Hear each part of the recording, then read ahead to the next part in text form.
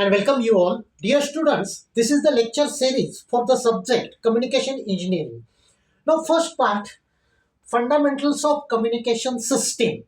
In this session, we will discuss the standard block diagram of a basic communication system, as well as we will discuss different terminologies, different terms used in the communication system.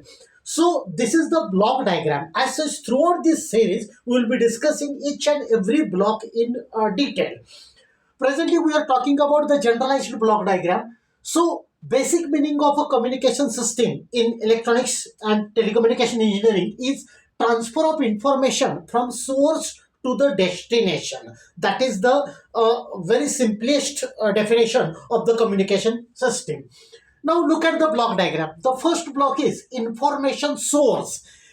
Information source can be anything. For example, right now I am talking, this is a speech signal, so it is an information source. So information can be voice, it can be data collected from a video, from a video camera, then it can be a computer data. So this is the information source which we want to transmit by using certain system.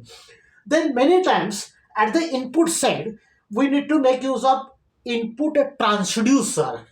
The transducer is a device which converts one type of signal into another type of signal.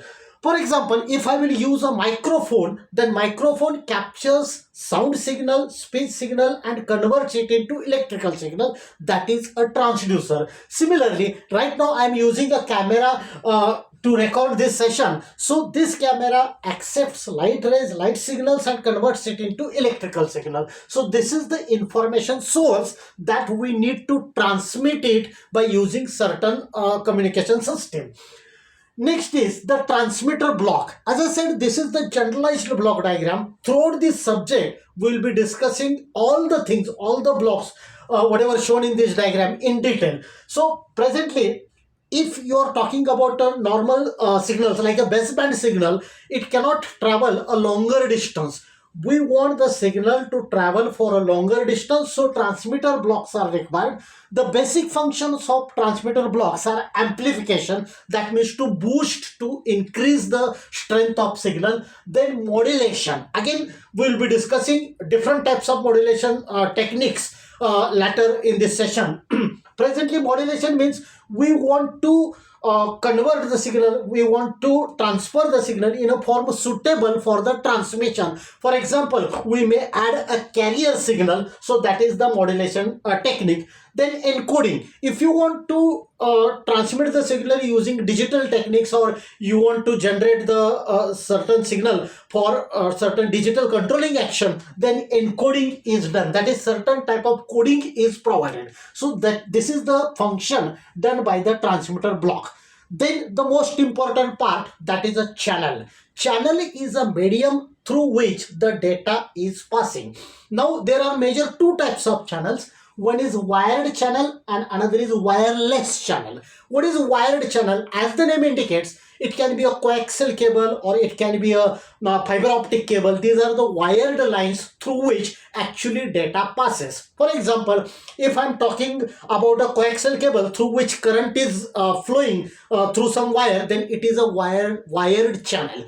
Next is wireless channel. A very good example of a wireless channel is free space and applications for which this wireless channel is used is satellite communication, then cellular communication, mobile communication and so on. So these are the two broad types of channels. So channel is a medium through which the data transmits from one point to the another point. But here the major thing is that irrespective of type of channel, or depending on the type of channel, different types of noise are introduced in the system. They are getting added to the signal which is transmitting through the channel. So later on we will be discussing what are the different types of noise and how to eliminate, how to minimize the effect of all such noise. So this is the transmitter block. Transmitter means I'm capturing the information that we want to transmit it, and then it is transmitted using suitable channel. It can be a wireless channel or it can be a wired channel. Then At the other end, at the destination, first block is the receiver. It performs reverse operation as compared to the transmitter. Now, after traveling this much distance or after transmitting the signal through the channel, the noise is getting added, signal is getting corrupted. There are so many disturbances in the signal. So, first step is to amplify the signal, then demodulation is performed. As we discussed here, we may have added some carrier signal to perform the modulation. So removing of that carrier is required because we want to generate the original signal. So that is the demodulation. Then decoding. If you are applying encoding, if you are applying certain type of coding at the transmission, then to generate the original signal, decoding reverse operation is performed. So these are the major functions done by the receiver. Next is the destination. Destination can be like a human listener or machine processing data and so on. So this is about the generalized block diagram of communication system. Now we will discuss certain terminologies, that means different terms used in this subject. Just now we discussed the block diagram. We discussed some important blocks like transmitter, then receiver, then information source, then destination, and so on. Apart from this, there are again different terms which are used again and again in this subject. So the remaining terms are a noise signal, which we already showed in the block diagram. Whenever the signal is transmitting through the channel, certain kind of noise is getting added to the signal which is passing through the channel. So that noise is actually an unwanted signal that is getting mixed up and disturbs the original signal. Then bandwidth. This is very important concept.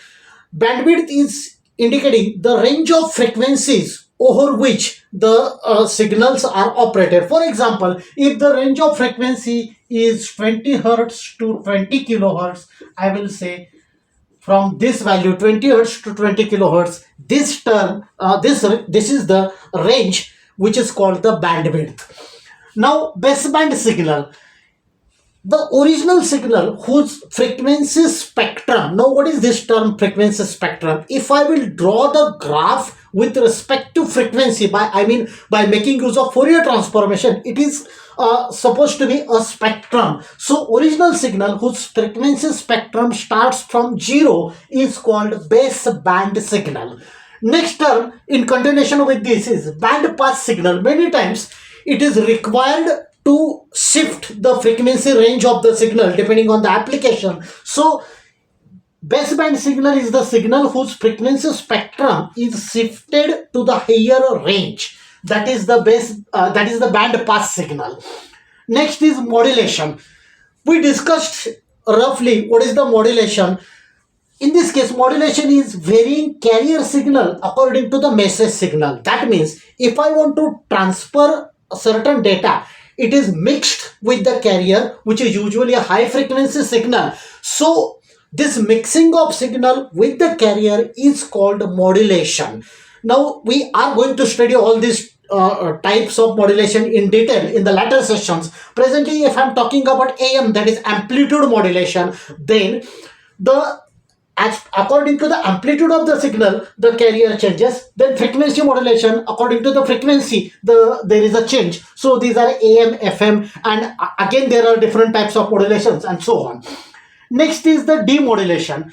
Modulation is performed at the transmitter end so that we will be in a position to transmit the data for a longer distances, but it contains the carrier signal. Now at the receiver, we need to remove the carrier. For example, in a very simplified language, if I have to deliver a certain letter to someone, physical letter, not online letter, what I will be doing? I will write it on the piece of paper. Instead of directly giving that paper to someone, what I will do? I will pack that paper into the envelope. In that case, the matter which is written on the paper is a signal, rather paper is a signal, whereas envelope is the carrier. So at the receiver, the carrier is to be removed. So that is the demodulation. So extracting the message signal, taking out the message signal from the modulated carrier is called demodulation. Then we discussed carrier signal. It is basically a high frequency signal. Original signal is mixed up with the high frequency signal so that the signal can transmit much longer distances. Then one more term is repeatedly used in this subject, that is the attenuation. Attenuation is the strength of signal goes on reducing as the distance increases, the strength goes on reducing. That is called the attenuation of a signal. Then distortion, many times the signals have to travel thousands of kilometers distance. In that case, the wave shape of the signal is getting disturbed, getting changed. That is the distortion. So distortion is related to changing shape of the signal. The next term is SNR, that is signal to noise ratio, and next is noise figure. So all these terms, the noise figure is again related to signal to noise ratio. Signal to noise ratio, as the name indicates, it is the ratio related to the signal power and noise power. So all these terms we will be making use of all these terms throughout the subject again and again. So dear students, that's it for today's session. So thank you. Thanks a lot for watching this video.